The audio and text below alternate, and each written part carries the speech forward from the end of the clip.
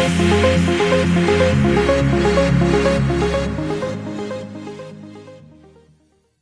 there, Snap Nation, Michael Vaught here. Welcome to a MyzoneTraining video. Today's topic is going to be how do I approach a member or a current member who does not have a MyZone.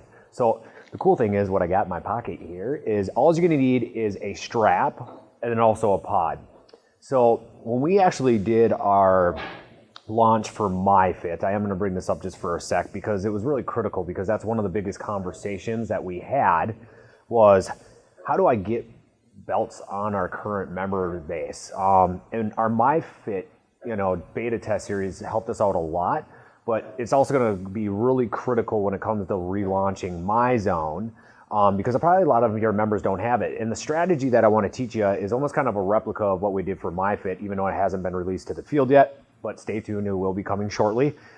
So what our manager did, whether someone walked into the club and they came right up to the front desk, he always asked them right away, do you have your MyZone heart rate belt tracker on you today? And if they said no, he actually had this pod, believe it or not, like right in his pocket. And so what he would do is he'd be like, here, well, let me show it to you real quick. And he almost darn near threw it in their hand, right? They almost like fumbled it. That at least got the product into their hand. And then also what he did is he explained it a little bit, right? What was the importance of it? Why would you want to work with it? He took it one step further, obviously showed the actual MyFit workout and how it tailors to it, but he was able to talk about heart rate training and the importance and the benefits of getting to their goal. After they were done talking and discussing exactly what it's going to do for them, then he pulled out a strap. And he said, this is a demo pod, we'll get you all hooked up, you can try it out for today, and I'll follow you up to see exactly how you liked it. So that's one strategy right out of the gate that you can do when the person comes right into the door, especially if you don't know the individual and know that they might not have a belt. Almost kind of the same process when I'm out on the floor too as well.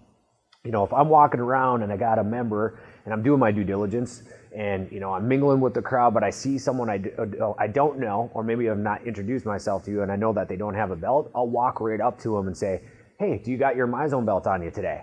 No, I don't. Do you know what that is? I have no idea what that is. Same strategy comes into play. I'm going to pull out that pod and I'm going to say, hey, take a look at this. This is the actual pod. Once again, you almost got to throw it in their hand.